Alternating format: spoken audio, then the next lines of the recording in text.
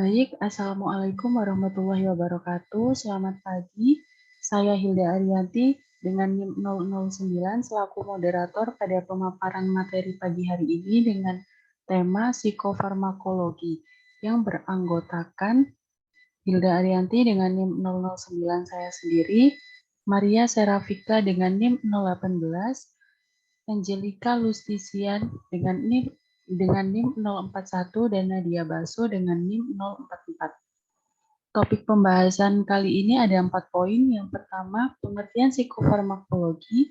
Yang kedua, pengertian dan jenis zat adiktif.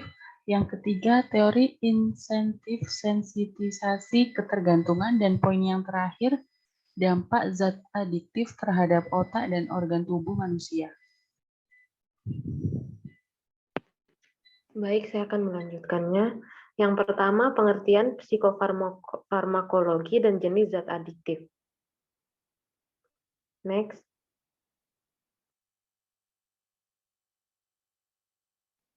Next. Pengertian psikofarmakologi merupakan bidang studi yang menganalisis tentang penggunaan zat yang dapat memengaruhi keadaan mental serta dampaknya bagi kesehatan mental pasien. Studi ini meneliti bagaimana senyawa yang berbeda mengubah perilaku orang dengan memenuhi cara seseorang berpikir dan merasa. Psikofarmakologi juga studi tentang obat-obatan yang digunakan untuk mengobati gangguan mental yang mempengaruhi suasana hati, perhatian, perilaku, dan proses berpikirmu. Beberapa kondisi yang dapat diberikan obat-obatan psikofarmakologi. Yang pertama ada depresi, psikosis, dan gangguan kecemasan. Next. Yang kedua ada pengertian dan jenis zat adiktif. Next. Pengertian dan jenis zat adiktif. Zat adiktif adalah zat-zat yang apabila dikonsumsi dapat menyebabkan ketergantungan adiksi atau ingin menggunakannya secara terus-menerus atau ketagihan. Yang pertama ada narkotika. Narkotika adalah zat atau obat yang berasal dari tanaman yang dapat menyebabkan penurunan atau perubahan kesadaran, menghilangkan atau mengurangi rasa nyeri, dan menyebabkan ketergantungan bagi penggunanya. Yang kedua ada psikotropika. Zat lain yang juga berbahaya adalah psikotropika. Zat ini merupakan obat yang berkhasiat psikoaktif yang memengaruhi mental dan perilaku seseorang. Misalnya, orang yang sulit tidur. Apabila meminum obat tidur golongan psikotropika, dapat menyebabkan tidur nyenyak. Yang ketiga, zat psikoaktif lainnya. Selain narkotika dan psikotropika, terdapat zat atau obat lain yang berpengaruh terhadap kerja sistem saraf pusat. Beberapa contoh zat psikoaktif selain narkotika dan psikotropika misalnya alkohol, nikotin, dan kafein. Next. Kelompok zat adiktif. Yang pertama ada stimulan. Zat adiktif yang dapat meningkatkan aktivitas sistem saraf pusat atau fungsi organ tubuh lainnya, seperti meningkatkan detak jantung, laju pernapasan, dan tekanan darah. Yang kedua ada sedatif atau hipnotika. Dikenal dengan depresan, merupakan zat adiktif yang memiliki efek berkebalikan dengan stimulan.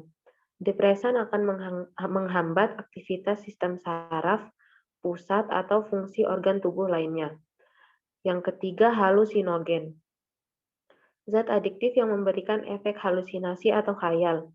Penggunaan zat ini akan mendengar atau melihat sesuatu yang sebenarnya tidak nyata.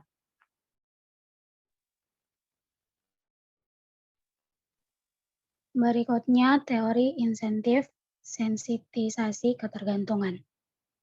Next.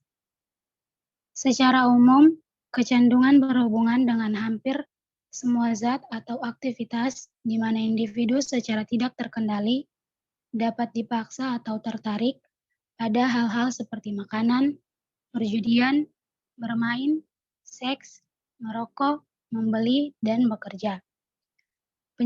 Pecandu biasanya seorang individu yang mengalami sekali di awal kehidupan, atau beberapa ekses yang terpolarisasi, inkonsistensi, atau kekurangan di berbagai bidang seperti disiplin, keintiman, panutan orang tua, kepasifan agresivitas, toleransi frustasi, fungsi permainan, dan kemampuan untuk tunda kepuasan atau hidup secukupnya. Next. Berikut teori-teori kecanduan. Pertama, teori hedonis tradisional, yaitu kesenangan terkait obat dan gejala penarikan yang tidak menyenangkan adalah penyebab utama kecanduan. Kedua, teori disfungsi kortikal frontal, yaitu mengusulkan bahwa kerusakan sistem kortikal frontal yang biasanya mengatur pengambilan keputusan dan kontrol penghambatan atas perilaku menyebabkan penilaian yang salah dan impulsif pada individu yang kecanduan. 3. Teori intensif sensitisasi, yaitu menyatakan bahwa sensitisasi sistem saraf yang mengaitkan arti penting insentif menyebabkan motivasi kompulsif atau keinginan untuk mengonsumsi obat-obatan adiktif. 4. Teori pembelajaran yang menyimpang. Kecanduan disebabkan oleh pola belajar yang salah, terutama perkembangan koneksi dan kebiasaan respons stimulus yang kuat. Berikutnya, dampak zat adiktif terhadap otak dan organ tubuh manusia. Efek zat adiktif terhadap otak. Yang pertama, memanipulasi perasaan, mood, dan perilaku. Narkoba sanggup membarui suasana perasaan, cara berpikir, pencerahan, dan kondukte pemakaiannya. Itulah sebabnya narkotika dianggap zat psikoaktif. Yang kedua, memicu halusinasi. Dalam sel otak masih ada beragam zat kimia yang dianggap neurotransmitter. Zat kimia ini bekerja dalam sambungan sel saraf yang satu menggunakan sel saraf lainnya, atau sinaps. Sejumlah neurotransmitter ini seperti menggunakan beberapa jenis narkoba. Semua zat psikoaktif atau narkotika, psikotropika, dan bahan adiktif lain bisa membarui perilaku, perasaan, dan pikiran. Yang ketiga, memacu otak berlebihan. Zat adiktif pula bisa memacu kerja otak atau disebut stimulan. Sebagai akibatnya ada rasa segar dan semangat, percaya diri meningkat, dan interaksi menggunakan orang lain sebagai akrab. Efek zat adiktif terhadap organ tubuh.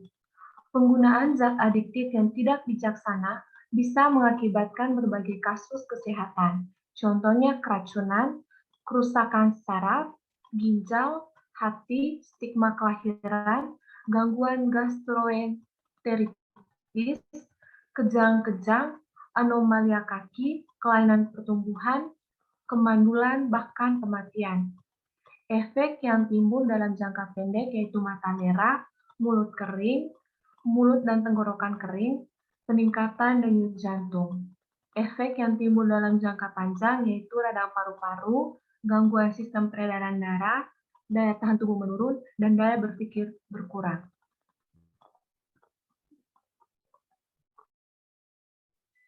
Baik, sekian presentasi dari kelompok 11. Bila mungkin ada pertanyaan bisa kita diskusikan kembali di WhatsApp group. Wassalamualaikum warahmatullahi wabarakatuh. Selamat pagi.